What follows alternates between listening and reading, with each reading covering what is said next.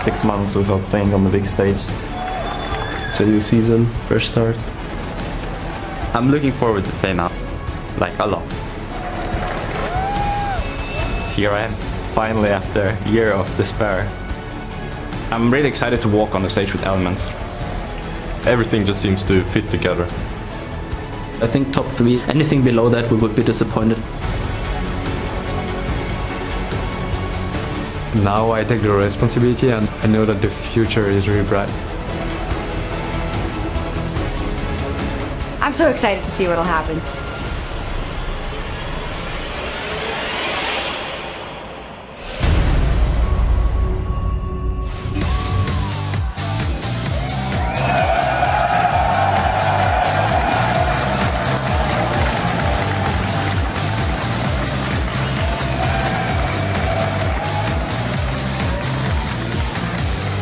Welcome, ladies and gentlemen, to day 1 of the 2015 European League of Legends Championship Series, coming to you live from our brand new home here in Berlin, Germany. I, for one, cannot believe it that I'm on this side of the desk. My name is Trevor Quickshot Henry, and I'm here with the pride of Denmark himself, who will go bananas later in the show, Martin Fischer Lunge. It's absolutely fantastic to be back here, Trevor. And what a season we have ahead of us. Not only will Worlds be held here in Europe, which of course is super awesome, but we've got new players, new teams, a new studio, a new play-by-play caster as well, and of course a new format for the LCS as we begin this year's journey to the Summoners Cup. Well, I'm just happy you could do that in one take today, Martin. Let's break down what's new to the league this year. First up, the European LCS has grown from 8 teams to 10. Game days will feature 5 matches for a total of 9 weeks, and each team will face their opponents twice. Teams will earn themselves championship points based on where they place each split, and the team with the most points at the end of the season will earn themselves a spot at the 2015 World Championship. However, the team that ends up at the very bottom of the standings at the end of each split will face automatic relegation to the Challenger Series and will then have to climb their way back into the league, while number 8 and 9 in the standings will land in the promotion tournament to defend their spot in the LCS. And then on the flip side, the first place Challenger Series team will automatically jump into the LCS, while the second and third place teams will do battle against the pros in the promotion tournament. Yeah, I really like these changes. It makes sure that the LCS teams don't slack off at the bottom of the table. It also rewards the challenger teams, and you heard the crowd shouting in the background. Keeps I think it the very players, exciting as well. They're setting to the stage. Now that you guys know the rules, we'll find out which of those teams will be battling on our stage this spring. Up first, our last summer's champions, it is Team Elements. This is a team formerly known as Alliance. Super Hot Crew also return under a new banner. They will be called Meet Your Makers this time around. The remaining teams back on the LCS stage are Fnatic, SK Gaming, Roccat, Copenhagen Wolves, and Gambit Gaming. Yeah, and we have 3 new teams joining us this year. First of all, we have Unicorns of Love, who earned their way into the league after defeating Millennium, and the crowd already loved them, in the spring promotion tournament. And our 2 most recent additions, we have Giants Gaming, of course, and H2K Gaming, who made their way to our stage by winning the European expansion tournament at IM Cologne. Yeah, I'm really looking forward to seeing all of these teams back on the Rift. Let's take a look at our opening day of games and who will be facing off against one another. We're going to kick the season off with a rematch between last summer's top 2 teams. It will be Elements taking on Fnatic. Fnatic, of course, back with that revitalized roster. Yeah, and later in the day, SK Gaming will face Roccat, 2 of the most hyped up teams coming into this spring split, in a rematch, of course, of the game that sent SK to Worlds actually last year. And we'll end day 1 with Gambit taking on the Unicorns of Love, and this will be the first time we see Gambit after winning IM Cologne, so I want to see if they can keep up the momentum. Yeah, and I'm expecting them to for week 1. We need to see if they can keep it up for the rest of the split. Very true. For more information on the new teams, the roster changes, the league, and more, head over to lolesports.com. While you're there, click on the tickets link at the top of the page to find out how you can watch these games live with these guys behind us in our brand new studio here in Berlin. Talking about things that are brand new, let's send it over to our brand new analyst desks, where Shocks will be breaking down the big plays, the misplays, and the replays all season long. Thank you very much, Quickshot. I'm Evie Shock supporter here with MYM's Mr. Rawls and brand new Copenhagen Wolf Freeze. And I'm also very pleased to be joined by our special guest, Mitch Krepo-Voorspoels. Hi, Mitch. How are you doing? It's good to be back, Sean. It is fantastic to have you back as well. Now let's turn to the rest of the desk as we have 2 familiar faces with us, Mr. Rawls and Freeze. Of course, Mr. Rawls, I have to start by asking you about the news we heard yesterday that Corey is being replaced by Blizzard. Tell us what the situation in the team is right now. Yeah, well, currently we are trying out Visa, and we will see how it goes. We don't really know too much about him. We just know that our support Nisbet is duking with him a lot, and he says he's really, really good. So yeah, right now we're just trying it out. So is this a Danish force trying to take over the team here? Yeah. It's a takeover. Tell me more about the dynamics coming into the first game of the split, knowing that you already made those vital changes in both the jungler and your new support, Nisbet. How's that been going communication-wise? Well, Nisbet had a lot to learn, and he's working really, really hard, and we can see that in scrims, and his vision control is getting a lot better, but we still need to work a lot more on laning phase. And Horror is playing really, really good. He's really aggressive, and he always gets a lot of early kills, and we'll probably see a Horror in the enemy jungle all the time. All right, that will be fantastic to see. Freeze, welcome back, man. Thanks. It feels nice to be back after the year. Yeah, that's most certainly will. Tell me about the pressure on your shoulders. You are the only roster change that the Copenhagen Wolves made coming into this season. Obviously, I feel a bit pressure. I look at the AD carries they had before me. Reckless, Forgiven, Woolite. There were all the good AD carries, and I have to step up my game. I have to fill in the spots that have been ripped out of the team, and I have to play my best. What have you guys been practicing on in the off-season? Because obviously last season, Copenhagen Wolves ended up at the bottom of the table. They only made one roster swap, the Magnificent Freeze. But is it going to be enough? And what areas have you guys been looking to improve on? We are trying to improve on every aspect of the game. Basically, we try to, first of all, the laning phase, then avoiding ganks. We had a big problem with that, but hopefully we fixed that now. And then overall snowballing the game, which we didn't, or the team before, didn't really have much experience with snowballing the games as we could have seen the last season. Yeah. So is it safe to say that for you guys it is a work in progress this first week? Yeah, indeed. We're looking to improve all the split first, and we take it as experience. We want to learn. We're not aiming high. We're aiming top 5 for the split, but we're trying to improve, and then maybe be top 3 in the next split. All right, being careful, I understand that. Now, you mentioned it already. There were a lot of good AD carries in Copenhagen Wolves, and there's just a lot of AD carry talent in Europe right now. We're always talking about the mid laners, but it is impressive. How are you guys feeling, maybe, Mr. Rales, knowing that it is very, very AD carry heavy in the ULCS? Well, it's good that we have a lot more enemies, and all our matches is very hard. And it's not just a rollover in the laning phase where we can just chill back and just farm and win the game by that. And now it's actually really hard because a lot of these AD carries is really, really good and a lot more aggressive, Forgiven, for example. And the last bit was pretty boring in laning phase because no one really did anything. But now we have to play against Forgiven, and Woolite is getting a lot more aggressive with Vanda, and it's going to be exciting. Who's the toughest lane to beat, in your mind? Well, I haven't played against SK yet, so it's hard to say. Might be a contender. Yeah. But yeah, it's probably going to be Forgiven and renovated. Freeze, you agree? I agree. Rocket bot lane is really good, and SK bot lane is really good, especially because they play aggressive, and it's the new addition to this league. When before it was all over the passive play style, everyone was trying to not do mistake and then go into the late game. But right now, I feel like there's the aggression going on. Well, we are very happy about that. And that brings us to our question of the day for the players at home. Hop on Twitter and tell us, what recent change to the game do you think will have the biggest impact on the LCS this split, and why? What do you guys think? Crepo? I just really like the way Baron and Dragon have been changed to the way the Dragon buffs work right now. They put a timer on the game. 5th Dragon buff is really important. I like what Baron brings in terms of sieging. So now I cannot be useless as a support in mid game. I can just walk to that lane, buff those creeps, and become my own split pusher. And especially the Scuttle Crabs, I really like them in terms of vision control, playing around them. I haven't scrimmed at all, but I can imagine at one point you have this war start over who gets the Scuttle Crab and then in turn gets the objective. Freeze? I actually love the Scuttle Crab as well. It's the first thing that's not trying to kill me in the game. So, and it gives more gold now as well. So I'm enjoying chasing finally something and not getting chased on. Mr. Ralph? I really like the Drake as well, because now you can't just pick late game comps and just let the enemy team get everything and you just sit back behind the turret and just stall the game. Because when you get 5 Drakes, it's pretty hard to defend, and when you get the Baron as well, it's just impossible. What do you think of the addition of the gates right now in terms of like breaking sieges or breaking when people are sieging on you? You have these little gates in your base here so you can leave sooner. Have they had a big impact in scrims in the very few matches or that you've have you played only in? been winning?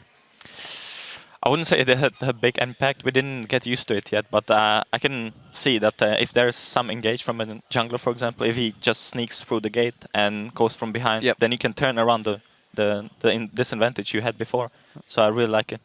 All right, well, you've heard their thoughts, but we want to hear yours, so remember to tweet your answers at LOL Esports and use that hashtag LCS. And in celebration of the start of the season, if your tweets are seen on the broadcast, you will win a skin code to unlock the new Challenger Ahri skin, which is available in the client now for a limited time. And I'm certainly going to be playing with that skin if I play Ahri. Now we'll turn our focus to the first match of the day, Elements versus Fnatic. I'd like to focus on Fnatic here because they've had a complete roster overhaul. The only returning member for that lineup is Yellowstar. Yellowstar is one of the 6 players to play every LCS game in every season. How important will that be, his experience in this new lineup? I think Bora is one of the most experienced player in the European scene right now. As far as I know, he went to Worlds every time as well. He's basically, if you got to choose one guy that you want to make the rock and build a team around, he's the guy to pick. And he even role swapped from AD carry to support. And I think both guys can agree here that he's just a really, really solid support. In my opinion, he was the best support from Europe at Worlds. So I'm definitely looking forward to how we can mold this new team. I haven't played against them, so initial impressions of the new Fnatic roster? Well, I think Yellowstar is the best support by far. Last year, he was, in my opinion, carrying Fnatic, and we have been scrimming Fnatic here as well, and they are looking just as strong as last year because of Yellowstar. He gives so much pressure, and his vision control is just insane. So I think Fnatic is still really good. Freeze, what do you think? I agree. I think he's a really good support, but overall, the new Fnatic, they look strong as well all the time. They play different than they played last season because of the new addition of the players, mainly the top and jungle. So I'm really looking forward to what they will bring to the Europe with the price style. So you're mentioning top and jungle and bottom. We seem to be forgetting Febevin, which also was a major acquisition for that team. He actually did fantastic in the expansion tournament, the highest KDA with 13.57. You guys don't mention it. Is it because the rest is so strong as is, Freeze? I just think I played versus Febevin so much that I already know that he's a solid player. He's really good. Like if he performs, he's one of the best top mid laners in the Europe right now, and so I expect him to play well, and then I was focusing on the others because they're new. All right, Crepo. Yeah, I just think that stat of the expansion tournament kind of doesn't matter all too much because, yeah, Febevin performed there, and then a lot of people say, but yeah, he performed against weak teams. But from playing against Febevin, if he, like Free says, keeps his cool and stay focused, he is such a good mid laner. The things he does sometimes in solo queue, just showing his mechanical prowess, I just really want to see him bring it to the stage, stay calm. Maybe not the first week, maybe not the second week. We'll give him some time, but by week 3 and 4, I want to see Febevin on fire.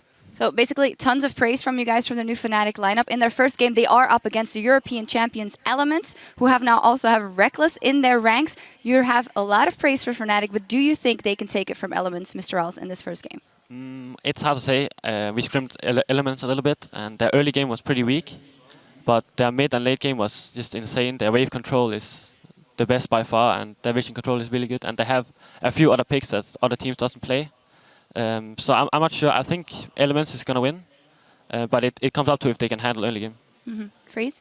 I would say Alliance has actually worse chance to win the game because, as I said, Fnatic play completely different than every other team we scrim, and they might get caught off guard from it. And if they don't handle the early game, as Mr. Rallis said, they have the peak early game, then they will lose. I think communication will be a little easier in Elements than it will do in Fnatic because you can scrim and have that language barrier, but once you get to the stage and you know the crowd's shouting, those new microphones, new setup, it's going to get a little different. Plus, Fnatic hasn't played together too much. Alliance, or Elements now, I keep making the same mistake as well, have played together before. They have Reckless. He's used to just fit into that team. I think Elements has the edge here, but Fnatic can surprise if what Free says is true and they curveball them so hard that they might just take the game. Well, it'll be a very interesting matchup indeed. Thank you guys very much for joining us. Before we check back in with Quickshot and the Fish Show to get this one started, the European Super team got a little more super over the offseason. Let's take a closer look at the new Elements now featuring Reckless. My goal personally this year is to achieve something I didn't achieve last year, which is have the teamwork that I was looking for in Fnatic, which we didn't end up getting. So this year I'm really looking to keep the team together at all times, losing and winning. Just try to stay together no matter what. Reckless is a very good get. He's very motivated, he's young, and he's a huge talent. It is a big deal to get a new AD carry, but we've always known Reckless. Like, he's been in the scene for very long, and we have played a lot against him. We know how he plays, and he knows how we play. Yeah, I think he's like one of the most motivated players you can have. Like, he's like Froggen. They both they just love the game so much that they keep playing. They don't really get burned out. For me, it was super exciting to start scrimming with them. I feel like Elements is a more motivated team, which is something that fit me well because I feel like I'm still in my prime time. I still want to play the game as much as you possibly can. Martin is pretty much the same as everyone else in the team. He plays a lot, he's super motivated to win, he's young. I think the biggest surprise for me joining Elements was how motivated these veterans were. I mean, Wicked, Froggen and Nif has all been around since Season 1, right? And they still play this game countless amount of hours every day. Well, the main reason that keeps me interested in playing is I haven't won a single World Championship yet and I still need to win that title, so maybe one day. Our personalities like match well, like inside the game, outside the game. Like, I think that's like one of the reasons we're gonna do really good. I think at first Froggen kind of felt like he had to pull a lot of weight in that team. But even last year I felt like people pulled their weights pretty much and I felt like he didn't have to do as much as probably he expected to do. And with me coming in, I feel like if he's trusting me, that's already really good because I do trust him already. And I'm really excited to walk on the stage with Elements this year. Yeah, our chances has improved of achieving our goal. Like, we obviously try to have the best team as possible and this is definitely a step in the right direction. Playing is my life right now, so whenever you're not playing, you kind of feel like you have no purpose. So when LCS starts, I'm gonna be really satisfied again. I'm definitely looking forward to seeing how Elements perform over the course of the split. Reckless, it's quite strong words. He didn't find the teamwork or the cohesion he was looking for in Fnatic last year. We'll have to see if we can find it in Elements this year. Yeah, and he talks a lot about motivation for everyone on Elements. And we know, of course, Froggen, he will spam solo queue every single time, or every single hour in the day where he can do it at least. And I just want to see if Elements actually can take all this practice they're getting and then use it when they're playing on the stage here. Well, we are about to find out. Let's take a closer look at the lineups, starting with Elements, the team that was, of course, formerly known as Alliance. Wicked still up in the top lane. Shook returning to the jungle. Froggen in the mid lane. Reckless replaces Tabs in the AD carry role and Nif on support. And on the red side, we have the new Fnatic lineup. We have Huni in the top lane and Rainova in the jungle, the two new Koreans coming over. Febivan in the mid lane, joining from H2K, and Steelback being picked up as the AD carry to replace Reckless. And of course, Yellowstar is the support. Well, we'll have to see how Yellowstar can perform, leading his team on the big stage. As we've talked about, Fnatic, little to no expectations on them, but Elements on the other side, this is the team that everyone is anticipating will be the #1 squad in Europe. Everybody's looking on them. The weight of Europe is on their shoulders. I mean, they have all the star players. You have Reckless. Everyone considers him the best AD carry. Froggen in the mid lane, of course, the best mid laner we have in Europe at the moment. So yes, they have all the big names. We know as a team they can do well. They won last year. They still have some things they have to sort out because we saw at IM San Jose. It was a bit of a shaky performance against Cloud9. Lost 2-1 in the semi-final. Wasn't a big fan of the pick and ban phase from them. The vision control was actually a bit lackluster. Now the analysts just talked about how Elements has stepped it up almost at Alliance here, which we probably will a few times. We'll say it a few times, I'm sure. But yeah, so they have stepped up the vision control according to the analysts, so I want to see it now in action as well. Yeah, and I really want to see how Elements actually performs with Reckless, because something that we've discussed extensively, and as we talked about on Primetime League yesterday as well, Tabs to Reckless is an improvement, but it's not day and night. You're not changing from a bad player to a great player. You're going from a good player to a great player. And the question is really, how do they take Reckless's motivation and ambition and infuse it into the rest of the squad? And how does Reckless want to perform against his old lane partner, his old team? I mean, I'm pretty sure he wants to win. Well, no doubt there.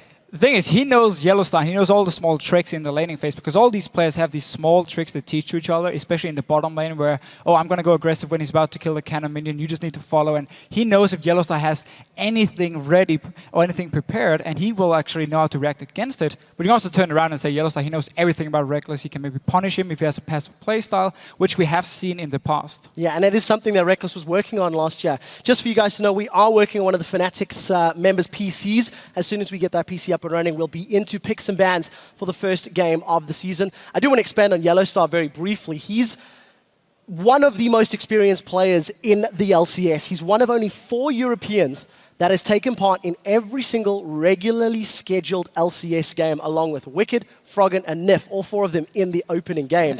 And only 2 North Americans of Dyrus and Xpecial can claim to the same title. So you were touching on how Yellowstar is going to know Reckless. He's going to know Reckless's mindset and play style. Yellowstar's also going to know how the competitive mindset's going to be for the team and the decision-making, and he has to guide the rest of these young, hungry players in the Fnatic squad if they want to pick up a win. Yeah, and that might actually be a little bit hard for him in the start because he's been so used now to playing with Xpec, who's been here since like before Season 1, and Source has been again since Season 1. So all these very, very old-school players, he didn't really have to tell them, oh, okay, be careful or don't be nervous. Like now he has some young players, again, Huni as well in the top lane. We hear a lot of good things about him from all the teams scrimming Fnatic. He's never played a professional match. I mean, he was a solo queue guy from Korea who's now been picked up by Fnatic. So he probably has quite a lot of nerves going into this, and that's why Yellowstar really needs to step in and make sure everyone is feeling fine. Just pretend it's a scrim, and it's all going to be good. That's definitely going to be an important scrim. One of only 2 you get against Elements on the stage. I do want to expand on that thought because Yellowstar did an interview a couple of weeks back, and he was talking about how everybody in the team is sort of hungry and wanting to prove themselves. Fnatic as an organization, you know, they rose to fame. They won the Season 1 World Championship. They've had this team that has been in the forefront of the European LCS for so long. And this is really going to be the first big test for the organization to see if they can breed European dominating teams, because at the moment we've got nothing else to go on other than hearsay from scrims. Yeah, of course, and because we've been so used to the old lineup, Fnatic has just always been a top team. It would be kind of weird if suddenly they're a mid-tier team here with the new members. I actually think they're going to do quite well. I think Fnatic has done a very good job scouting. Also from talking to the players who's been scrimming Fnatic. We talked about Huni, how well he's been doing. Rainover as well, the synergy with Huni there, the 2 Koreans coming in. Even though Rainover as a player never really did too much in OGN. He played for Incredible Miracle, never really been one of the top teams. I want to see what he can do on this stage here because there are some very good junglers in Europe now. Yankos, of course, Shook, who he's facing now. He needs to be able to outperform these guys if he wants to help out his solo laners and Fnatic to win. Yeah, talking about Shook, this is a player that has the ability to perform really well. Think back to his recent performance at Worlds. Exactly, it's hit or miss. But Shook has stabilized his performance. If you look at 2014 as a whole, Elements, who were playing as Alliance in the Spring Split last year, they really failed to get out the gate strong. They won every game 1 week, lost every game the following, if you recall the curse. And it was only once really players like Shook and Wicked sort of settled down into their roles in the latter half of the year that they managed to stabilize and actually find those consistent wins and eventually take the European title and crown off of Fnatic. They're looking to defend it this year. Of course they are. I mean, again, we talk about how they have all the big names on Elements. We know they're a strong team. Wicked is a guy we often criticize for his lack of champion pool, but when it comes to LCS in Europe, it's never really been a big problem for him. He plays enough champions on a high enough level to compete against the current EU top laners. But that's the problem for Elements. Sometimes, at least looking at last year, I don't think they got challenged enough because they could actually survive playing just a few champions. For someone like Wicked, they went to Worlds, he played Aurelia over and over, he got banned away, and suddenly it just didn't work out for him. Now, he played Maokai, of course, at IM San Jose. That's been disabled now due to a bug on him, so he won't be able to play the Maokai. Nope. Aurelia will most likely be banned away by Fnatic if he still spams it in solo queue. It's not been a contested pick and ban lately, but if you just want to target Wicked, it can always work. Well, we'll have to see what Fnatic decide to do. We're getting close to picks and bans. This is just to remind everybody, we will be playing on patch 5.1, so we will be seeing those base gates in action. We will be seeing the updated jungle, smites and jungle item changes, and of course, the only champion that will be disabled is Maokai. So Kallista's up, Rek'Sai's up. I want to see whether or not Rek'Sai, whether she makes it. Banned every game. You think so? Yes, I think she will be banned every single game. We're about to find out as we are into picks and bans for Game 1 of the 2015 season. It is Elements, the returning defending champions, taking on Fnatic and the revitalized roster. A couple of bans coming out the gates for Elements for the time being. System will update in a brief moment or two, but Elements taking away Zed and Ari. Over on the other side, DeFisher, you are correct. Rek'Sai taken off the table for Fnatic. Yeah, I don't think we will be seeing her too often, at least not at the moment. It's funny because I walked into Element's room here before the game started and they were warming up. And on the wall, they decided to type the tactic to beat Fnatic. It basically said, kill Febiven. And just looking at the bans here, they're at least trying to ban him out. 3 mid laners, 3 assassins, it's what he plays. He is a mid laner who can carry games on his own, so I actually quite like the tactic here from Elements. Target Febiven, try and shut him out. Well, 1 ban remaining on the side of Fnatic. We are aware that they're not displaying on screen. I'll run through what they are for you. Elements has taken away Zed, Ari, and LeBlanc. Fnatic have taken away Rek'Sai, Lee Sin, and Kassadin. The first pick lock-in is the Janna for Elements. Okay, so Gnar is actually left open here if Fnatic wants to pick it up, because I quite like first picking Janna. I think she's overall the strongest support, and just the insane amount of disengage she offers in a meta where there's so much hard engage is a good pickup. Lissandra is left open, Gnar is left open here for Fnatic if they want to pick them up.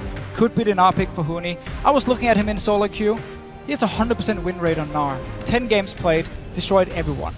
Well, Gnar is destroying a lot of people at the moment. We're seeing him intermittently over in the LCK, former OGN in Korea. Also, very, very high amount of bans on that side of the river as well. Last couple of seconds here for Fnatic. As you already mentioned, Elements showing their target focus on Febiven. 5.1, remember Syndra's laning phase damage is reduced, so we're not expecting to see her, but maybe some more standard mid laners. Lissandra and Siva locked in for Fnatic. So I like the Lissandra pickup here as well. She's a flex pick. She can be in the mid lane, she can be in the top lane, and that has been the go-to thing in pick and ban phase. If you look at Korea, if you look at China as well here, get the early flex picks so you don't really tell too much about your composition. Fnatic, however, does show us they want to engage. I mean, you have Siva ulti now, and you have Lissandra going in, so they really want to dive for the back line. And that's obviously where Janna is going to be very useful for Elements. And of course, on the side of Elements, we've seen them run disengage, late scaling team comps quite frequently. If you think back to last year, Froggen ran a lot of Lulu and even Orianna to help support the rest of the team. Definitely taking their time. Both of these squads have run the clocks down in almost every single pick phase. Jarvan pickup is very smart. Lee Sin has been banned away. I've never really seen Shug play a Rengar, which would fit in with the Lulu pickup.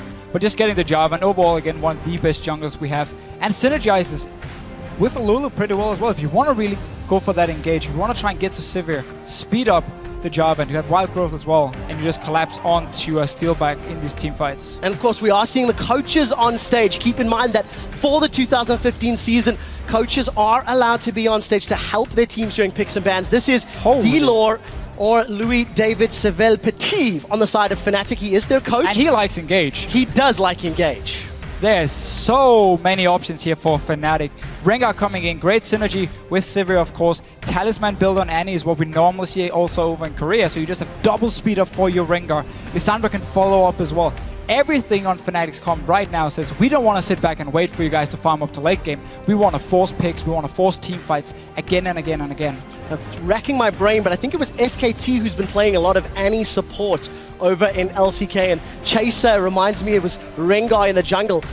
We'll see whether or not Rainover can have the same level of performance. EU Rengars have not been strong in the past. But he's a Korean. He is a Korean player, but we need to see if he can execute with 3 Europeans from the middle lane down. Last 2 picks over on the side of Elements. Graves for Reckless, secured. One option left. It is Aurelia locked in. Wicked is going to the champion that made him famous all those years ago.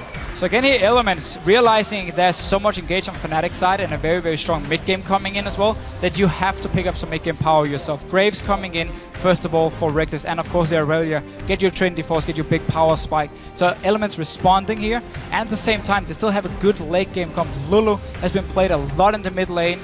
She's just so annoying to deal with. She brings so much utility to the table, disengage with the Janna. So Elements here have the tools to stop an engage from coming in, but they have to be so careful. You can never split it off. You can never run away from your own teammates, because suddenly Fnatic is just going to catch you and kill you instantly. Well, we'll see if Fnatic have the ability to pull that trigger.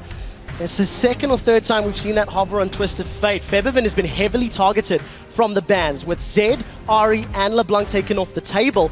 Going to decide what he locks in, and it will be Xerath as the final pick. So going to be hoping that Annie and Siva plus Lissandra initiation will be enough. No traditional front line on the side of Fnatic. If a straight-up fight happens, I'm scared for them. Yeah, that's normally the problem when you don't run with a tank. If you start falling behind and Rengar just jumps in and instantly dies again, there's no Lulu either to help him with the Wild Growth, which is a combo we have seen quite a lot lately. That could be a problem for them, so they have to start looking for the picks here. And normally, Xerath with a hard engage comp, I'm not a big fan of it because Xerath wants to sit back and poke. But I feel like this is just to add even more pick potential for them because Xerath is a champion who can both poke from long range but also set up these picks here with his long range stun, and then the rest of the team can just jump in and you can burst down a target and he can stay back as also one of the safe wave clears for Fnatic here. But a little bit strange with Xerath being locked in for February. Clearly though, Fnatic looking for the picks. So Fnatic will see if they can find their pick comps, going back to a playstyle that has made them really quite famous over the years when Pekes, Soaz and Cyanide would tag team up to take people down. So we'll have to see how they execute their comp and how well they perform. Over on the other side for Elements, it's pretty much same old, same old. They don't have anything too shocking or exciting. Lulu, Irelia, Jarvan, it's nothing we haven't seen before. Again, it's only the AD carry position which is different, so why would that change a lot? Especially because Reckless share the same playstyle and mentality as Froggen, far more played safe, winning 5 versus 5. All right, well, those lineups are locked in. Hop onto Twitter, tell her who you think will win the first game of the season. Tweet at LOL Esports. Use the hashtag ELWin or hashtag FNCWin, and we'll check on the results in just a minute to find out who you guys at home are feeling has the advantage in this matchup. We're about to jump into the very first game of the spring split of the 2015 League of Legends Championship Series. It's Fnatic on the red side with their imported Korean players taking on Elements with their imported Fnatic member. Let's find out who is dominant and who is going to get the first W in the books in 2015. We actually saw Rainover using those base gates. That's the first time I've seen it on the LCS. 1 point to him. It's going to be the first time we see Yellowstone and Rainover run together, roam around. Shook has already spotted them. Shook as it is now. Actually going for invade instinct. They want to try and get some deep wards here because the lanes from Elements are very, very strong. So they want to try and spot a lane swap. For now, Wicked might be forced to flash away. Well, let's see if he's going to use that flash or not. Fnatic able to put pressure on Wicked and just get control of the jungle. Martin, you mentioned it's a vision game. Let's see how Fnatic make use of the vision they've gained. So Fnatic early on here, basically just running 5 members into the jungle, forcing Elements away, placing a deep ward. You see the ward between the 2 towers in the top lane all the way down around the inhibitor, simply to spot if the enemy dual lanes is running to the top side so you can swap around it here, because Elements have some solid lanes. Aurelia into Lissandra is not a bad matchup, and Janna Graves is one of the best, if not the best, dual lane. So Fnatic, wise enough, want to try and swap away from it. Well, we'll see if Fnatic can get their wishes. Froggen having a little bit of a dance, matched by Febivin. I feel like this is going to be a fairly passive mid lane. Not a whole lot of kill pressure from either of these respective champions. Look at what Nif is doing. He's staying around the Grom. Want to see if Fnatic wants to start early on. So we will actually have standard lanes. Fnatic decided they... Oh, well, Fnatic didn't actually spot anyone from Elements and just had to run down to this bottom side. No camps being taken at level 1 either. Reckless just helped out. Sure. Getting a good start in the jungle. Well, straight up head-to-head. They are going to be seeing top laners doing battle in their home, with Reckless and Nif getting a small advantage in this bottom lane. We'll see who goes aggressive at level 2 or not. Yellow start with the stun primed. Definitely trying to keep Nif on the back foot. Yeah, but this bottom lane here, it is so hard to trade with a Graves. Not only does he get the tanky stats, he has a lot of early game damage. You add in the shield from Janna, and you just straight up lose the trade. There's no sustain on either of the lanes. Yellow start at the moment really has to just stay passive, can't get poked, even misses the stun here at the start. Yeah, not going to be able to get that damage down and return. Reckless and Nif already with some control in the lane. Have a look at the rest of it. Febivin and Froggen as anticipated. Fairly even slugfest. Just going to keep themselves farming up. Both of the top laners starting Crystalline Flask. So Huni and Wicked going for the extended sort of sustained battle. Big way of pushing against Wicked though. So this is going to make Huni's life a little bit riskier in the coming few minutes. Yeah, he also knows you won't really get much help from Rainover early on here on the Rengar. You really want to farm before you level 6, where Shook instead can decide to actually gank early on. But we do see a little change for the junglers. What you want to do now, because you get 30 gold from your upgraded jungle item, is once you do 3 camps, you actually go back to base, you upgrade it instantly. Both junglers did it here, and then you go back and take your second buff to maximize your gold income. We'll have to see how both of these junglers perform. Both opting for the Rangers Trailblazer on 5.1. So we're not going to be seeing that chilling smite that we've come to expect over the last couple of weeks. On the bottom lane, Reckless and Nif continue to exert their lane dominance. Just a small CS advantage, but Steelback low on HP, out of mana, and no sustain either. We might see Shook go back to base later on and actually swap his Ranger's Trailblazer into a Chilling Smite or the Stalker's Blade. Of course, now it is for free to swap them as long as you don't actually enchant it. Because there are some very good lanes for him to gank with the Chilling Smite. Xerath, of course, is immobile, and at the same time, Annie, you can gank her in this bottom lane if she plays too aggressive, so it could be an option for him. I like how Reyna, we're just getting some extra gold here, because, again, you get the 30 gold and 50 from the crab itself here, so smart of him to include it in his rotation. This gang, let's see what he can do. Oh, Nif is stunned up. Here comes Rainover. He's rooted. First blood goes to Steel back up in the top lane, and instant reply from Elements, but that's a 1-for-1 trade. Fnatic come out ahead, first blood and a kill in the top lane. 2 kills here, and if you can get a gank working on a Rengar pre-level 6, that is so good here. Beautiful setup, flash done from Yellowstar, then the Boulder Strike onto Nif. He ends up dying, and of course Wicked in this top lane, flashing in on the tower, ends up dying as well. Before 5 minutes on the clock, we've got 3 kills on the board. Shook and Wicked unable to secure that kill without cost. Rainover's going to steal some jungle camps as well. I really like this here. Get the Raptor, control it early on, because that's how you can clear out the enemy wards. So he goes in, make sure Shook now has to wait for it to respawn before he can do anything towards the mid lane. Let's see Rainover, he's not done. Well, it's if he can land the Boulder Strike. He cannot. Froggen takes a lot of damage, but Rainover's going to be able to make his way out of the lane. It seems even Korean Rengars can miss skill shots. He's sticking around though. Maybe wants to try once again. He's gonna hop, he's gonna skip, the baller goes wide, gonna land the second one. Here comes Shook. No knock up in place. Huna's come to join the party. He's managed to lock Froggen down. They've traded 1-for-1, but Yellowstar's roam was unneeded and no assist gains. For Fnatic here, again, everything is set up, everything is pre-planned. They roam in bottom lane. Reckless had recall to base, so Yellowstar knew he could roam to mid lane. And open his top side once again. When he had pushed it down, moves towards this middle lane, won't really lose any farm up there. So everything being set up towards the aggressive plays from Fnatic early on. Yeah, very well played from Fnatic thus far, despite the fact they have given up 2 kills. But you've got to give some props to Rainover's Rengar. This is a champion that's not particularly famous for his pre-level 6 impact. And Rainover is basically disregarding that to pull himself in. There's the vote, 30% in favor of Fnatic. I wonder if people are jumping on the Twitter, changing their minds after seeing the early play. Huni is going to get 1v1, potentially manages to get away with a Claw of Doom. 100 HP, gets out alive. Yeah, Wicked has been doing actually a good job in terms of farm. He got the kill early on where the wave was actually pushed into the tower, so Huni lost a lot of that CS. And now with the roam as well, and just Aurelia, once she hits that level 6 punch, she can all in Lissandra. There's not really any chance of replying back from Huni. Well, let's see what Fnatic can do. They've only got themselves a 200 gold advantage. A lot of damage being put down on this bottom tower. Pickaxe, Doran's Blade, and Boots for both of the respective AD carries. It looks like Reckless, Febivin rather, is going to be working his way towards a Morella Nomicon. Interesting of 5-for-1 despite the fact that it is more expensive and slightly less gold efficient. Yeah, but not really enough magic damage on the side of Elements to make him build the Athenes instead. So Morella is a smart choice. Still very, very gold efficient, even though it has been nerfed a little bit and costs 200 more gold.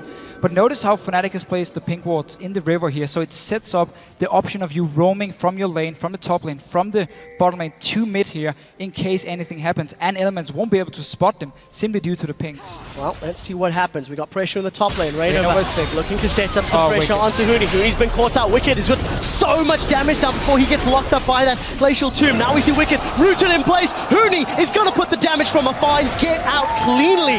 Rainover and Huni with a perfect gank. They punish Wicked for going aggressively. And Fnatic, they have something to prove in the first 10 minutes. Yeah, and every time I talk to players about scrimming Fnatic, they say, well, Fnatic, they're pretty good, especially the top side of the map is amazing. Rainover and Huni together, the synergy, they constantly set up picks. We've seen them both in the mid lane, now in the top lane, and it's just working for them. Well, let's see what Reckless can do. He's been stunned up. It's a lot of damage being put down from Steelback, but the reply from Reckless and Nif is much higher. That's a summon a heal from Steelback to potentially save Yellowstar's life. Ignite traded from Nif, and Shook thinks he wants a taste. He does have that slam dunk Cataclysm available. For now, just very close. Yellowstar had no flash actually from the gank, which gave the first ball onto Nif. In the end, they end up just pushing it in, and we see the lanes from Elements. This is why we talk about Fnatic potentially lane swapping it, because the Grave Janna lane is extremely strong 2v2, and Wicked doing a good job one-on-one, despite dying twice. Elements are looking okay, even though the kills have gone over to Fnatic. Yeah, take a look at the CS numbers. Wicked, small advantage in the top lane, around 10 CS. Sizable advantage for Reckless in the bottom lane. despite the fact that Steelback got that first blood secured in his hands. And we'll see how these lanes continue to play out. We've seen Reignover a couple of times put some pressure on that Scuttle Crab. Huni is just getting shredded by the phage of Wicked. Yeah, a little bit surprised Huni actually wants to complete his Morello Nomicon as the first item. What we have seen a lot is you just get your Codex and you get instantly the cooldown reduction boots, as much cooldown reduction as possible, and then you go into your Arm Guard, into your Hourglass, because you need these tanky stats, you need the Hourglass to be able to actually engage onto the enemy team. So would have helped him quite a lot to get early Arm Guards and not exactly just straight up finishing the Morello Nomicon. Well, we'll see how that impacts Huni's game. Yellowstar and Raid have been playing the ward game over the last few minutes, setting up some slightly deeper vision. The added pressure is going to secure the first tower of the game in favor of the Summer Split #2 team, Fnatic. And this is something that I think would surprise many viewers, is just how well Fnatic are performing during the opening 10 minutes of the game. Yeah, early aggressive plays, and then Elements, as we know them, they sit back, they farm, they don't really try and make too many plays early on. It's all about Sugar, actually, if he wants to gank or not, and that can both work out really well, or he can fail horribly. So for now, he's been fairly passive on this job and just tried a few counter ganks, and the one gank in top lane. Well, we'll see what he can do. He's got the Warrior enchant. There are 3 members of Elements in the mid lane. They're looking for Feathervin. There's the movement speed from Shook. He puts the Cataclysm down, and Feathervin flashes away. So at the end of the day, Summer Spell game. Yeah, forcing the flash here, you don't have to use flash yourself. That is definitely worth it for Elements, because Xerath is a very immobile champion in this mid lane. So next time ulti is ready for Shook, he can just go in and do exactly the same thing once again, but pick up a kill. Well, we'll see if they can actually secure that kill in the middle lane. In terms of itemization, BF Sword picked up for Steelback. Reckless did finish his early Berserker's Greaves. Still going to be working on just those. A ward, guys. Just a ward. No, let's not encourage that. It's 2015. Right, Wicked's going to stun Huni up, and again, just put so much damage down. Huni is falling further and further behind in the CS. But Reignover moving to this top lane here. Not only can he actually dive onto Wicked, he's also here for the potential counter gank in case Shook wants to come up here to this top lane. Well, we'll see what they decide to do. Reignover, with his flash and his full stacks, decides to back away. He'll return to his jungle. Also completed the Warrior enchant. First couple of Morello Nomicons still on the board for both Froggen and Reckless. I'm a little surprised to see Froggen going Morello Nomicon with Lulu, considering the Lissandra, Xerath sort of any threat on the side of Fnatic. We've discussed how we thought we'd see more Athenes in 5.1, but nevertheless, Froggen's first item completed. I actually think, Athenes would have been the better choice for him in this mid lane. You don't really need the Morello Nomicon on Lulu. You need to stay back and actually survive the fight so you can constantly provide help to your teammates. I would expect him to go Death Cap here as the second item for him, because you want to get as much flat AP on Lulu as possible, because every single ability, of course, scales with ability power, and you don't really need penetration early on for, let's say, your Whimsy, seeing as it's put on your teammates. Well, most of the time. Most of the time. We'll see what Froggen decides to do next.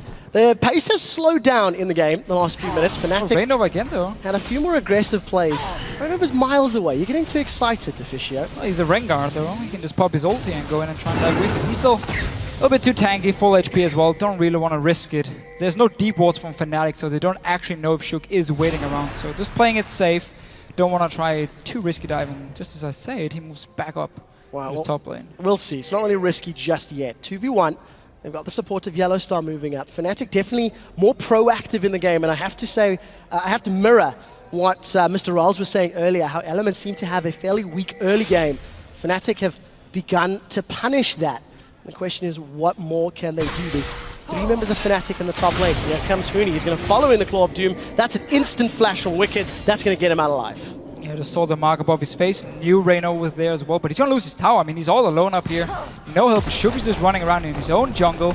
And once again, Fnatic roaming around the map here, setting up the ganks, picking up a tower. Will lose the one in bottom lane instead, though. So it's going to be a trade tower for tower. Fnatic get top while Elements take bottom. It's going to keep gold even. I quite like the trade though for Fnatic, because they want to get all these outer turrets down so they open up the map here so they can get in some deep wards in the jungle of Elements, and they can start looking for these picks with the Rengar, with the Xerath coming in. So for them, trading outer turrets is actually a good trade. Right, we'll see if they can make use of it and see how good Elements' warding game will become. Knowing that the top and bottom half of the map is exposed, Elements need to ensure that the kitty cat of Reignover's Rengar doesn't run circles around them. Take a look at Reckless. He continues to grow his CS advantages up to around 30 now. Has had that Avarice Blade for a few minutes, sitting on a decent chunk of change. We'll see how quickly he can gather that Infinity Edge into Static Shiv, which is what we're expecting, but he's still a little while away from that. Yeah, it will be the Static Shiv for sure for him. A little bit surprising. I mean, we have seen a lot of Phantom Dancer here on 5.1 because it is better, it's been buffed. Got the 5% crit and Infinity Edge lost. Dragon here by Elements. No response from Fnatic at all because they're just sitting back at their towers farming. So that was the wave control we just saw from Elements here, where you push up the important lanes and you can see everyone on the map from the enemy team because they sit and farm on the turret, and you just walk down, take a very, very easy Dragon. All the walls being placed around it. Yeah, completely uncontested from Fnatic. Rainova's going to clear out that ward before moving back into his side of the jungle. And Fnatic, despite a small gold lead, they now start to rotate themselves. They've got both Yellow Star and Steelback near the mid lane. Rainova is going to have to get some s'mores and pitch a tent near that top lane because he's been babysitting Huni this entire game. Yeah. It has resulted in a few kills, but Huni has been struggling one-on-one. Yeah, right now Fnatic needs to get down this mid turret. They're actually already paying it with a lot of members, so they're gonna try and just straight push it down while Froggen is getting his blue buff. Tibbers to tank it. Well, we'll see how long they can make this plan work. The rest of Elements is trying to respond. He has a teleport from Wicked. And that's gonna be Tibbers for the teleport. I think that's a trade Fnatic will be happy with at the end of the day. And again, aggressive, positive plays from Fnatic. They really are demonstrating they've got a game plan, they've got a strategy, and they're executing. They also show how much they want this mid tower to die. So again, they open up this map. They didn't care about the Dragon at all. There was no wards around it. It's been all about pushing towers. And in the end, Reckless has been able to go up to this top side because Fnatic were focusing on the mid lane, and it was defended due to teleport and no minions being there. Well, another tower for Elements. So keeping it very, very even in gold. Well, we'll see who's going to make the first big misplay. Elements have grouped up in the mid lane. We'll see if they're going to put some damage down onto Fnatic's mid outer tower. The tower that Fnatic tried to take so sneakily is going to backfire. Elements, it looks like they might get this tower before Huni can arrive. Teleport is channeling, and it looks like he's going to get it. They've locked Wicked up. Now Fnatic have started the fight. We do see Nif and Wicked going very, very low. Wicked goes under the tower. Tower survives. Feathervin is going to look for the stun. Going to throw down that Arcane Pulse and burn Reckless down, but Fnatic defend the tower and get a kill onto Wicked. Yeah, a lot of ults is being used here by Elements. Let's see if they can actually defend. They have a lot of wave clear still, but all 5 members from Fnatic are around. Well, we'll see what Fnatic can do. Minion wave has been cleared thanks to that buckshot from Reckless. That means Fnatic look like they're going to back away. So Fnatic get their 5th kill of the game, try to put some pressure down in the Elements jungle. Rainova and the rest of the team still sticking fairly close by though. So Fnatic, they haven't given up on this objective yet. They really, really want that last outer tower. Yeah, they don't have to because Feathervin on the Xerath has already hit quite a big power spike by getting magic penetration and a Morello and Nomicon. And he sits on a blue buff as well, so he can just stare out, poke. Shook might be in trouble. That's a lot of damage onto Shook. Rainova's going to turn his attention over to the tower, and Shook gets out alive. That was very, very close. But Fnatic, very aggressive in their play, took advantage of the fact Wicked wasn't there, and they grabbed themselves the 3rd tower of the game. This has been a bit of a slug match back and forth between the teams, and Fnatic barely holding on to the lead. Well, for now at least, they got what they wanted in the start. Didn't care about the Dragon, just wanted down these towers here. Now we have to see if they want to go back, buy some more wards, and actually start placing them a bit further inside Elements jungle so they can start looking for picks here, or if they're happy just constantly running around between the lanes and just hoping to see if they can find someone. For now though, Rainova has done a very good job on Rengar. He's basically had the perfect start for Rengar pre-level 6, was part of 2 kills. He needs to keep it up, and I actually like the fact he's going full tank after getting the war enchant. You don't need anything else. You're going to be the guy jumping in together with the Lissandra, so you need to be able to stay alive. Well, he's certainly got enough damage sources from the rest of the team, that's for sure. But Rainova now needs to find the targets. He needs to find the objectives that he can root in place and lock down. There's not a whole lot of movement speed boosts on the side of Fnatic, which you typically see paired with those Rengars, but if you got good enough vision and good enough decision making, Sivir ulti's a big commitment. It's not a Janna, it's not a Lulu, it's not an Orianna W, for example, like we've seen in other regions. And that's why Yellowstar is going to sell his gold per 10 item and pick up a talisman later on, I would expect from him, so he can add in a second, a little bit worse Sivir ulti, but even more movement speed than from Fnatic. So you have Sivir ulti and the talisman from the Annie to start the engages, and Fnatic instantly seeing Reckless in this bottom lane, knowing he's going to stay and farm, run towards this top side. He was already being built up the way by Huni. and start pushing down a little bit, but good reaction from Elements. Yeah, surprisingly not a lot of damage. Fnatic got a few auto attacks onto the tower, but it really wasn't a huge amount. The thing is, you have to respect the engage from Elements if you're standing that close to the tower. Aurelia, again, sitting on Trinity Force, we know how strong she can be. Lulu as well in this mid-game is actually where she still has a lot of damage. And as soon as Reckless would be able to join in, if Elements had caught Fnatic, they would have won the team fight. Remember, Fnatic are looking for the picks here, not the straight-up 5 versus 5 against Elements. Well, Fnatic got spotted by that scrying orb of Reckless. Put it right down and revealed all 5 members. The Fnatic Death Bush was thwarted. We'll see if anybody's going to get caught out. Huni gets knocked up in the air. He's going to have to use that Glacial Tomb. He throws it down on himself. The fight has begun. We see Rainover jumping forward. Timbers has been dropped down into place there by Yellowstar. The slam dunk of the Cataclysm. Wicked is the first victim of the fight, and we see Febiven securing another onto Shook. Fnatic turned the engage around. It was Shook that went in deep. Yeah, Elements over-committing here. Half the members were standing on the other side of the wall down in the river and couldn't really join in here. Then Wicked jumps in the end, all alone, ends up dying, and Shook, of course, went in as the first member. There's going to be a tower, though. So everyone from Fnatic just instantly recalls after the fight. 2 kills for Fnatic, and we do see them setting up for Dragon. Yeah, exactly. That's why they recall here. They don't care about the tower because Dragon is spawning in 15 seconds. So as soon as the fight was over, go back, return down, or come down to this Dragon now, set it up. Reckless, though, we'll secure a little bit of vision here for Elements. Well, keep your eyes on those ultimate cooldowns. So many of them are unavailable if a fight were to break out. So close eyes on who's going to get those cooldowns first. They might try set up for position and vision. Fnatic, though, didn't have the time off the Dragon beforehand. It was controlled by Elements, and everyone else was just sitting back and farming. But they should know it's respawned by now. Both teams setting up here. Yellowstar needs to be careful. Oh, Yellowstar now gets knocked up. Shook goes in aggressively. Yellowstar just gets instantly melted. Nip is the next focus for Rainover as we do see Wicked jumping back into the fight. Buckshot goes down from Reckless, and now Fnatic trying to put some damage down. Huni manages to hold Wicked in place long enough to trade 1 life for 1, but unfortunately Yellowstar went down earlier, so Elements 2 for 1. And this is simply because Elements already had a lot of wards placed around this Dragon here. There were 2 pink wards behind, so they knew Fnatic couldn't see them. And we're just waiting for Yellowstar to come in and try and clear a ward, engage onto him. We're just going to see it again. There's no vision for Yellowstar. He has no idea what's going to happen. Jumps on, instantly dies. And now Elements 5 versus 4 takes the fight. And obviously we'll be able to clean it up. Wicked once again. Very deep. And there's the engage you were talking about. Elements again and again there. Shook just leading the charge. Managing to get a kill this time around. That was a better executed fight on the side of Elements in contrast to the mid lane fight that happened a few minutes prior. But Fnatic still, after 22 minutes, with the debut of their brand new squad, still hold on to the lead against the Summer Split champions. We're going to go for round 3 near the mid lane, as Fnatic have themselves grouped up on their side of the jungle. Elements have got all the toys to play with, and teleport is available for Huni as well. So let's see who's going to pull the trigger first.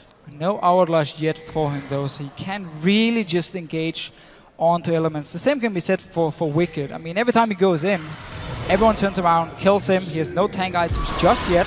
Let's see, Reno, he's going in. Well, let's see who he targets. He does forward. They do lock down Wicked. Wicked's been stun locked. Wicked's been dropped. Fnatic now have the numbers advantage, but they use 2 ultimates, 3 ultimates in that engage. We'll see what they decide. They've set their sights on the inner mid turret. And this really is the pick potential you have with a Rengar, with a Sivir as well. We saw Steelbike pop his ulti, speed up Rainover, and Wicked, which is caught all alone in this mid lane here. Tower going down as well. Fnatic could rotate over to the Dragon and pick it up. Well, despite all the vision that Elements had in the river earlier, it ends up being for naught as Fnatic get the tower and position on Dragon. Never mind what I just said before here. Wicked has teleport ready. He just respawned now, and the rest of Elements is joining in, so we might have a fight here. Yeah, Fnatic has stood right on top of a ward. Let's see what they do. Teleport. Wicked has already begun channeling. Dragon is up. It gets secured by Rainover. Smite went down. We do see the Cataclysm from Shook as he slam dunks down. Fnatic trying to set themselves up. Glacial Tomb will keep Huni alive for a few seconds longer, but Froggen with the Glitter Lance. He gets the first kill of the fight. Rainover looks to secure one, but he's dropped in the background. Shook gets sniped by Febiven. Fnatic are 3 for 1 in the fight, and they're going to take Wicked down. 4 for 2. Fnatic get Dragon. Fnatic are in control. The team fights here from Elements, there's no coordination. Everyone just piled in there, hit random targets. Steelbike, he was left untouched. Febiven sitting in the backline as well in zero. Let's just see it again. Dragon being started, teleport comes in, 5 versus 5. Shook with a actually pretty nice ulti onto Huni, keeping him locked in. He's not able to engage, but notice how Elements pick their targets here. Nobody's touching Steelback. Feverin sitting in the back line, and suddenly those two members together with Rainover can just start cleaning up, picking up kills left and right.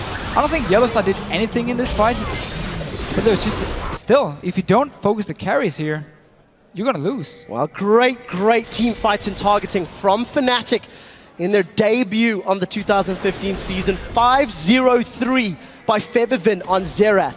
You have to ask yourself the question, with 3 target bans towards Febervin, and taking Lulu off the table early, and him locking in Xerath, he is still doing a phenomenal job.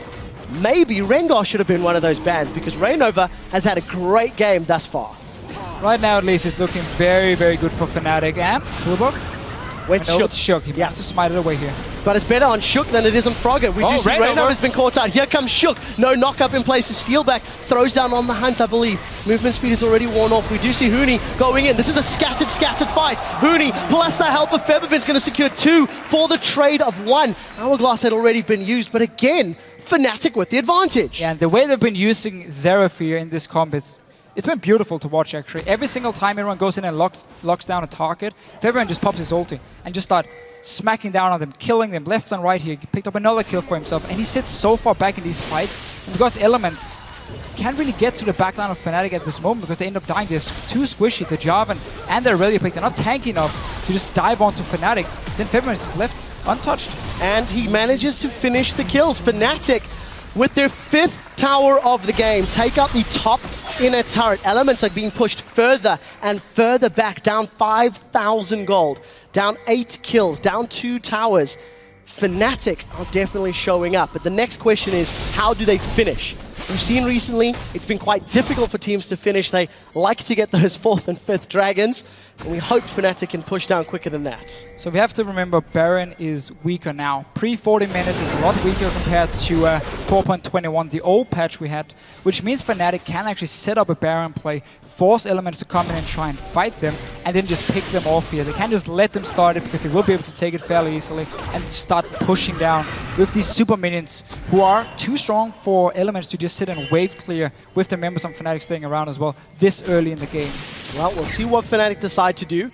Their focus has very clearly been on the towers. Yellowstar using Tibbers a couple of times to try and tank the turret damage and keep putting pressure down. If you look at the itemization that Hourglass for Huni completed, Morellonomicon completed, Wicked only managed to get himself the first item of the Spirit Visage, Spectre's Cowl. Other than that, there's not a whole lot of movement for Wicked's top lane Aurelia. No, both top laners in this game have basically just been running with their team. They haven't really been sitting and farming, so Wicked has had no chance of actually getting tanky, and Shook is in trouble once again. Feberman joins in as well. Such a nice combo. Well, I can't really add much to that, can I? Locked down, Feberman shut Straight down. to Baron. So, Fnatic have got control of the crab, they've got the vision, they know they've got the kill onto the jungler. And as you rightly mentioned, 5.1 Baron is weaker. It's dropping down to half health, but Elements are looking to set up a challenge. Can they take the fight? That's the question. Baron already secured for Fnatic. Now we see the first victim is Febervin. Rainover looking to jump on Reckless. They traded 1-for-1 thus far in the fight, but Nif gets down in the background. That's a clear win for Fnatic. They lost 2 members, but killed 3 in reply, plus secured Baron on all of their carries. This is absolute control for Fnatic. Again, there are wards everywhere. They could see where Elements was engaging from, picked up the Baron, and then instantly turned around and just took the fight. They are so much stronger at the moment. Being this far ahead in goal, 27 minutes in, that's a lot on this new map where you don't get the global goal from Dragon anymore. 10 seconds before everyone from Elements is back up and alive, and Fnatic are going to take the first inhibitor turret of the game. Going to secure that and back away cleanly. Baron will be up for a few minutes longer. 8,000 gold in the lead. And this crowd seems silenced by Fnatic's performance. It has been dominant from the get-go. They got first blood, they got the first tower. They've made Elements dance to the Fnatic beat. They've completely punished Elements in their normally passive and somewhat weak early game by saying we just want to get towers early on, we want to open up the map, and we know if we play something like a Rengar and a Lissandra, we can constantly pick you off, and it's what basically been happening the entire game long. Wicked never had the chance to get tanky, died every single team fight. I mean, he's 3-8-3 at the moment. That's not a standard score on Aurelia, and Yellowstar doing it. Well, there's a flash, there's a stun. 3 members of Elements are down. Here comes Huni, they've got one already. already. Reckless is down. Fnatic have taken him. Can Febiven start? Oh, One, wicked two. as well. That's a score. Fnatic, they get 2 more kills. It's not over yet. Cancel the Raynor is recalls. looking for a fight. He's cancelled the recalls. The rest of the team is in the mid lane. There's your base gates if Elements can make use of them. But Fnatic going to take Might the try and first finish here. inhibitor. Look at Rainover. They're going to push down. Rainover's kept Froggen and Shook in place. He's just trying to survive as long as possible. He still has held him down. Nexus turret number 1 is being dropped. Fnatic, they've got the first Nexus turret. What are they going to do? It looks like they're sticking for the time being. They know they've got a numbers advantage. Nif is forced to use that Monsoon to try and stun everyone up. He's going to potentially go down. Fnatic wisely back away, but that's 1 Nexus turret remaining for Elements. Such a nice push again here. Huni actually teleported in behind Elements, and Yellows are just flash tippers to start the whole fight. Once again, the coordination in these fights are beautiful. I mean, you're looking at a team where 2 of the members are Korean, who's only been here for like a month in Europe, and yet this coordination in team fights, in the way to set up everything, it's just beautiful to watch. It really, really is. 30 minutes on the clock. We were talking earlier in the week about what sort of length of games we were expecting from teams, and Fnatic have just been so coordinated and going for the objectives. Third Dragon is going to get taken in the team of the game. It's the second for the blue team, that is for Elements. Not been a focus, not anywhere near as much of a focus as we've seen from other regions, but when you're playing Fnatic's playstyle, 10k gold and 4 towers, who needs dragons? And that's what we have to remember. Again, Dragon doesn't give the global gold, so you don't get as big as a lead if you just take every single dragon until you hit the 5th dragon in the game. You get the double stacks, of course. Before that point, it is an advantage for you to have them, but constantly taking towers and getting the global gold and then getting a pick every single time, that's how you get a big goal lead. That's how you get ahead in items and can keep playing that aggressive and not relying on having these dragons. Well, you step back from this game, you look at Fnatic coming in. Little to no expectations on their shoulders. Elements, the entire weight of gameplay for them. We'll get to that in a second. Huni's knocked up. That's a double knock-up. That looks to be an instant flash away. Here comes the slam dunk. The Yellow Star's locked in the cage. The rest of Fnatic seem to be backing away. Tibbers was thrown down. There's going to be enough disengage. The point that I want to get to, after this performance, after these opening 30 minutes, Fnatic are going to have very high expectations for the rest of their games, because this is phenomenal coordination, as they're now going to look to siege down their bottom inner turrets. Just such a different playstyle as well for a team in the EU LCS. I mean, we've been used to these like teamfight focused late game comps from pretty much all the teams. Now we have Fnatic coming in, showing us, first of all, they can play Rengar. Not something we have seen a lot in Europe beforehand. And also, they can make the plays, they can prioritize the towers and don't care about sitting just farming. Make plays, man. Play aggressive. Well, it seems to be working for Fnatic. Just going to give some props again to Freeze and Mr. Isles. Freeze actually saying that Fnatic could surprise Elements, and Mr. Isles saying that he felt Elements early game could be their crutch, could be their problem. So Fnatic, bottom inhibitor turret being smashed on. Down to about 50% HP. Steelback is focusing the turret. He's got a lot of damage down. Wicked Spirit Visage gets popped very, very quickly by Febiven. But Elements unable to aggress, unable to initiate, scared of the gold difference, scared of the item difference they find themselves fighting against.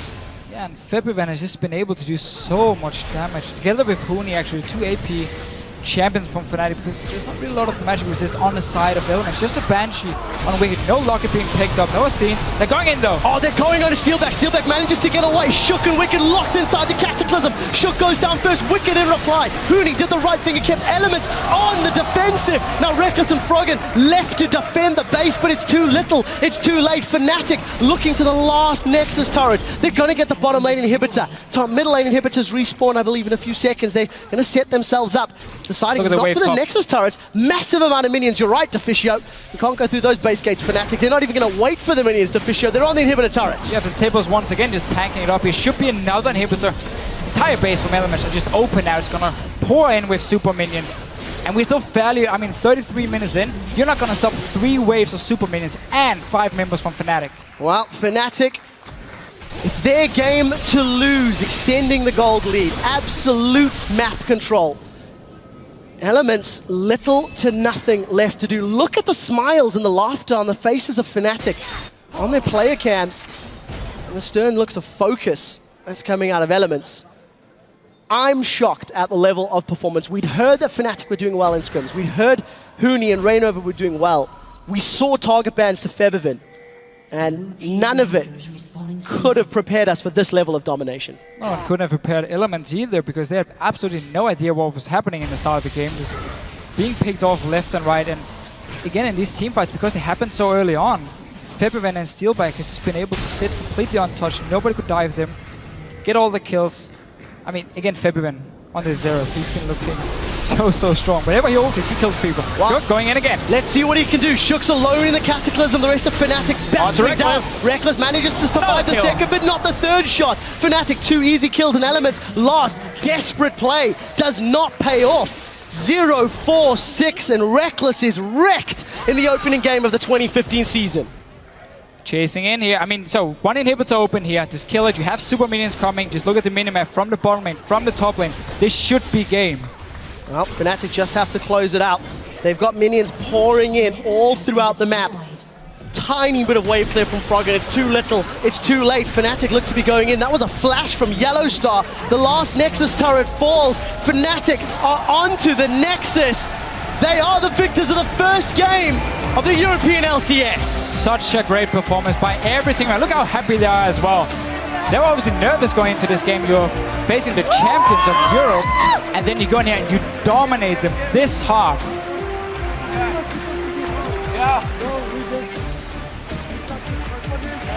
Massive smiles across the board.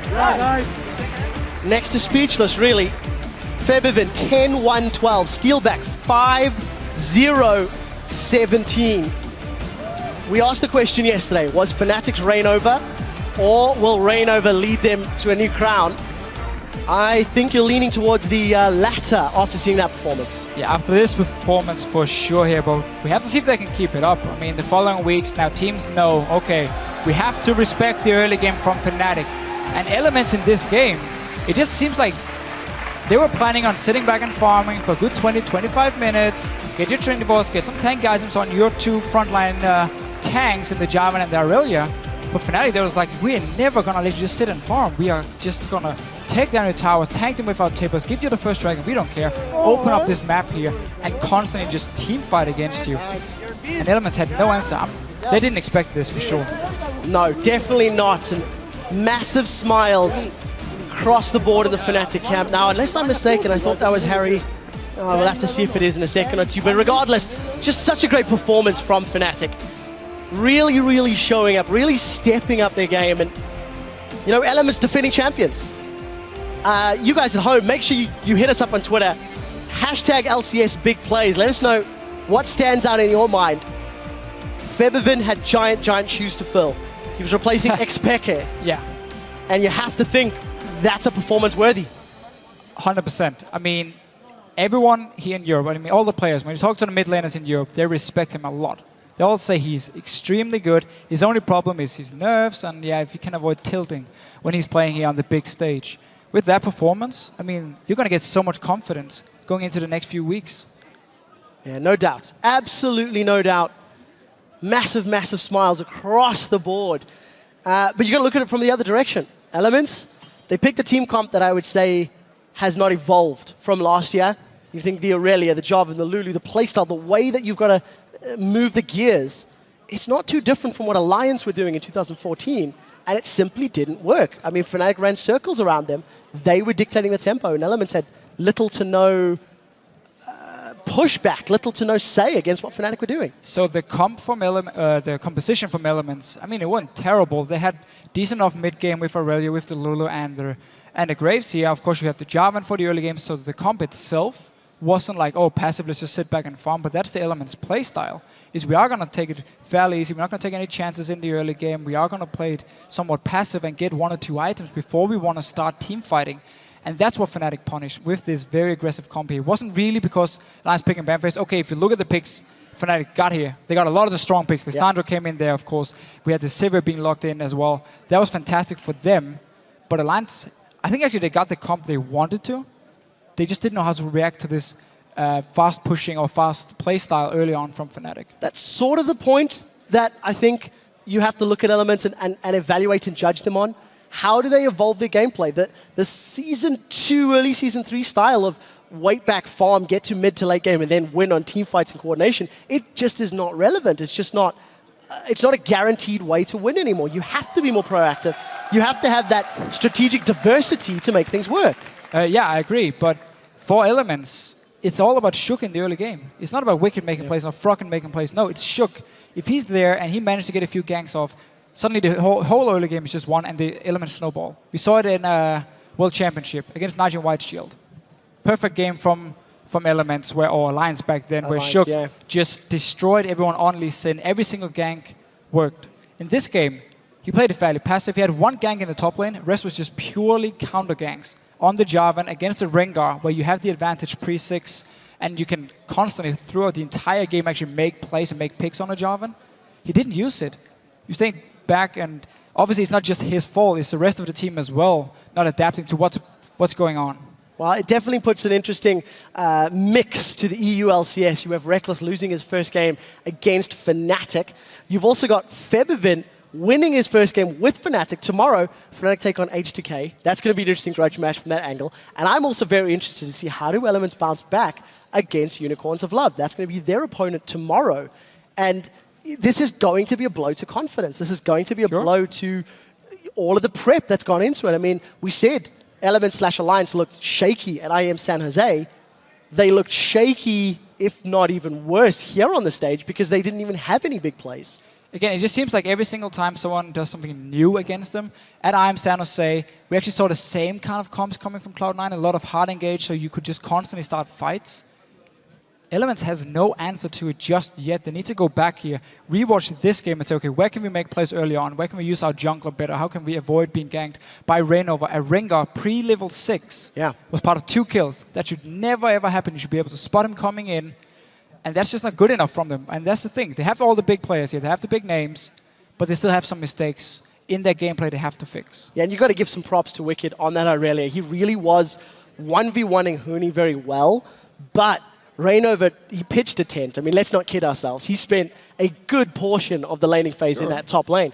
I mean, it's a good strategic decision. All credit to him for making those calls. That's where you should lose something elsewhere. Exactly. But he didn't. And therefore, it worked out for him just sitting top lane, making sure Huni got back in the game. And that was where the problems come for Elements. They just simply are not proactive enough. The only real sort of moves they made was for that top and the middle sort of outer turrets very early on. And from there on out, there was just nothing to be had. So we have to remember again, it's only game 1. I mean, there's a long season ahead of us. But we need statements. You're gonna play everyone twice. So I'm sure Elements, they won't be happy with this performance here. They will look at it and say, okay, we did not do what we were supposed to do early on. We even picked a combo which could actually bite back in this early to mid game, but we just didn't do anything. They're gonna try and fix it. Maybe not for tomorrow. I mean, Unicorns of Love is a team who can do the exact same thing Fnatic just did here. Play very aggressive, play a bit of a unique picks as well. If they're not ready for it, might be 0-2. Not the first time we've seen them have a bad start to a spring split, though. Yeah, the only difference is, of course, for this time round, at the end of the split, whoever has those championship points, at the end of the season, then ends up going to Worlds. You do need to keep up a stable performance or a higher level performance throughout all of the year. Something that we were talking about as well. It's the top 6 teams that go to playoffs. We've got a 10-team league now. You can't afford to be in the bottom 4. You can't afford to be in the last spot. Auto relegation and top 6 make it to those playoff berths. Yeah, and of course, if you get top 6, don't have to think about relegation, where before, of course, you would come in. If you lost your quarterfinal, you had to play a match for the 5th place. And if you got it, you were safe. If not, you had to go down to relegation. No longer. Get in the playoff. You focus only on that and trying to get towards, obviously, in the spring split, you want to try and win it to gain as many points. But then to go towards Worlds, played in Europe. Yeah, everyone's going to be playing for home pride, home field advantage. We are getting a few of the Fnatic members onto the analyst desk in just a moment or two, guys. So bear with us as we get them to figure out the new studio. Actually, I'm hearing that we are ready for that one. So let's send it over to the analyst desk, where Shox is joined by a few members of the victorious Fnatic. Thank you very much, Quickshot. Joining me from Fnatic, the veteran Yellow Star and the newest addition to Fnatic, Rainover. First up, a huge congratulations to you guys taking down the reigning European champion. Bora, I have to direct the first question to you. With all the roster changes and all the doubt that was in the public opinion about your team, how much of a confirmation is this for you guys that you are here and you're here for the long haul? Well, to be honest, coming into this match, we were kind of confident because I saw how we progressed. Like, it went from really something high to something really higher. So I had really good expectations from this match, and to me it would be kind of a failure if it wasn't a win. So yeah, we came out pretty confident, and I was quite sure that we were going to take this one. So the way you guys played was a little different, you know. It was like a lot of roaming, taking down, moving from one lane to the other. We saw you together with your jungle roaming off for vision, and then making picks, and then taking down the towers, and then you started grouping, right? Is that a Fnatic style now, or is this just the style you guys pretty much made to counter Elements? Because it was a hard counter to their playstyle. Yeah, pretty much. Elements is known as a passive team. They are waiting for late game, and you could see it in their pick and ban phase. I mean, they were trying to avoid assassins, and they were taking peelings composition with some of kind of engages. Yeah. But yeah, we knew that if we're going in a fast-paced game, then they would just not be able to follow us. Yeah, let's actually take a look at a replay from very early in the game, if we can get that up on the screen, where you very much showed how you guys were roaming to get the advantage and make the plays. So I was really happy to see this this replay come in pretty much, because it signified like what the style was, and then in Reignover, what was going, like why are you making this decision, and what was going through your head right now? We can roll the clip and see what happens. So just guide us through the replay and tell us what's happening. So you're ganking mid on Froggen, but then you turn around and then later Annie comes in with the roam. Is this something you guys do a lot? If you remember, Lissandra comes down from top lane. Yeah, I just saw Yeah, Huni's coming, and then I thought like we were like one person ahead in this fight. So it is like if I just open the fight, then we're gonna get the point. So I just open it. It was like kind of risky, but I just open it. Yeah. Is that something you guys do a lot? Just have Huni come down from top lane, have Borat come down from. We did that a lot of times. Yeah. All right, so we tried a lot. that's what the other teams have got to watch out for now then. Yeah, actually, when we were talking to Mr. Rallis before, he was saying how strong you were, and people would not expect how you played. Reignover, you and Huni coming into that team as the two Korean elements. How much have you think, shaped the team and shaped your playstyle specifically? Like me and Huni, like in Korea, like we just like played like duos on like we just play many games of duo, and then we try lots of things that like what top jungle can do, and then I think like we just know a bit about it, but. When I join here, like we practice as a team. Yeah. Then like we learn what top jungle can do at the team. So like as this game, like top roaming, that really fits the team, I think. Yeah, I think the gank on top lane where you actually got wicked and you baited him in was really smart as well. Do you guys speak Korean in game or English? Most of the time, like Huni laughing. cannot speak English like really well. So me and Huni, like if we try to do something at top, then we just switch to Korean. Yeah, we just say Korean, but like if we are doing it like team, like I just translate what Huni says to them, like I just say what I want, these things, yeah. Okay, but we have a second replay coming up right now, if you can get that on your screen, and it's basically at one moment in the game, I think they catch Huni out, but then you guys react. If we roll the clip, let's see if this is the right clip, if I'm not mistaken. I think they catch Huni here, and basically, do you guys talk right now, or is this just purely instinctual, Bora? Yeah, we do talk, because we're all around, we're gathered, and we're ready to fight. So luckily they engage on Lissandra, which is not the smartest thing, because she has her ultimate, she has Zonia, so she can really win times. And then we have like a lot of engages, move speed, so we can just fight around. We have a lot of AoE, so I mean, we were pretty ahead, so it was an easy fight for us. I was just really impressed by how quick you guys turned these fights around, because multiple times Elements tried to catch you guys off guard and engage on you, but it seemed that you guys worked as a perfect team already. Like so quickly, so early in the season, you have pretty much perfect teamwork already. Reignover, did it click immediately, or did you guys have to train really hard for that? Yeah, I think we train really hard. Yeah. Okay. Not beating around the bush. I mean, it's no shame to be training really hard.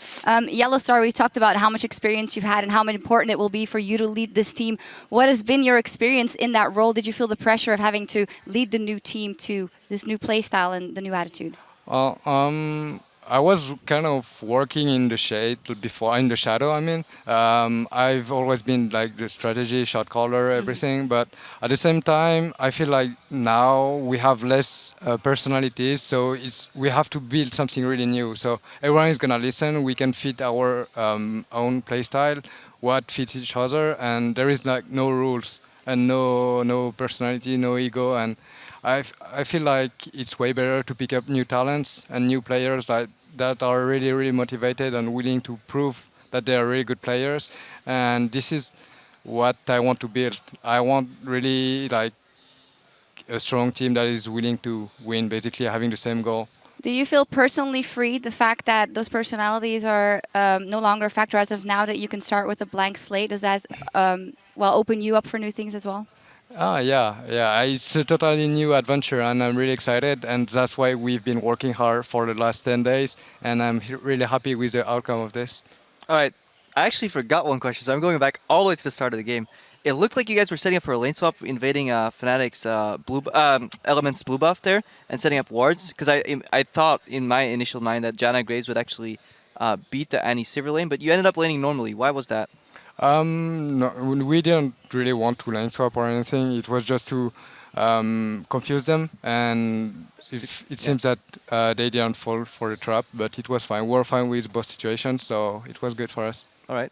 All right, well, thank you guys very much for joining us. Congratulations, a huge victory for the new lineup of Fnatic here in the very first game of the EU LCS. We need to take a quick break, but when we come back, the Giants Gaming will take on Meet Your Makers. Tweet at LL Esports with hashtag GIAWin or hashtag MYMWin to tell us who you think will come out on top. Don't go anywhere. He's gonna skip the baller, goes wide, gonna land the second one. Here comes Shook. No knock up in place. Huna's come to join the party. He's managed to lock Froggen down. Glacial Tomb will keep Huni alive for a few seconds longer, but Froggen with the Glitter Lance, he gets the first kill of the fight. Rainover looks to secure one, but he's dropped in the background. Shook gets sniped by Febiven. Can they take the fight? That's the question. Baron already secured for Fnatic. Now we see the first victim is Febiven. Rainover looking to jump on Reckless. They traded 1 for 1. Well, there's a flash, there's a stun. 3 members of Elements are down. Here comes Huni, they've got one already. Reckless is down, Fnatic have taken him. Can Febiven snipe? 1, 2.